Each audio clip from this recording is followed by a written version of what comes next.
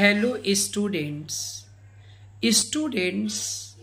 आज मैं इस वीडियो के द्वारा आप लोगों का एक कन्फ्यूज़न दूर करने जा रहा हूँ। आपने अक्सर देखा होगा कि जब हम नंबर लिखते हैं तो इसकी स्पेलिंग हम कुछ इस तरह से लिखते हैं NUMBER, लेकिन जब हम इसको शॉर्ट में लिखते हैं तो हम केवल NO लिखते, NU नहीं लिखते। इस बात को लेके बहुत से स्टूडेंट्स में कंफ्यूजन रहता है। आज मैं इसी कंफ्यूजन को दूर करता हूं। देखिए, जैसा कि मैंने बताया है कि नंबर को हम इस ढंग से लिखते हैं। अगर इसकी शॉर्ट फॉर्म लिखें तो वो ENO होती है।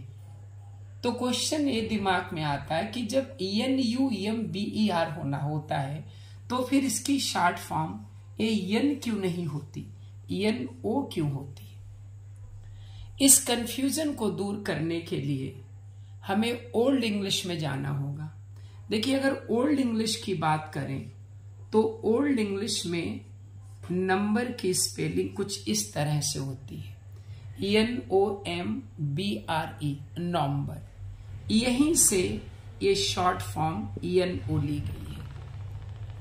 ये जो स्पेलिंग है नंबर की, ये हमारी ओल्ड इंग्लिश में है और ये मीडिएवल एज तक चली है। अगर आप मीडिएवल एज में चौसर के वर्क पढ़ें तो उसमें हर जगह नंबर की स्पेलिंग NOMBRE यही मिलेगी। ओल्ड इंग्लिश के जो वर्ड्स थे, जैसे जैसे विकास होता गया उनमें बहुत से इम्प्रूवमेंट्स किए गए, क्योंकि जो ओल्ड इंग्लिश थी वो उनके वर्ड्स की स्पेलिंग अलग थी और जब इम्प्रूवमेंट्स हुए तो स्पेलिंग अलग होती गई।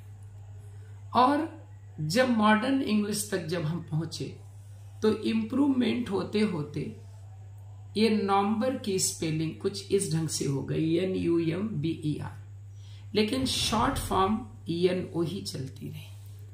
यही कारण है कि जब भी हम नंबर को शॉर्ट में लिखते हैं तो हम NO लिखते हैं और जब हम नंबर को कंप्लीट लिखते हैं तो NUMBER लिखते हैं। इसको नहीं लिखते हैं क्योंकि ये ओल्ड इंग्लिश में आता है।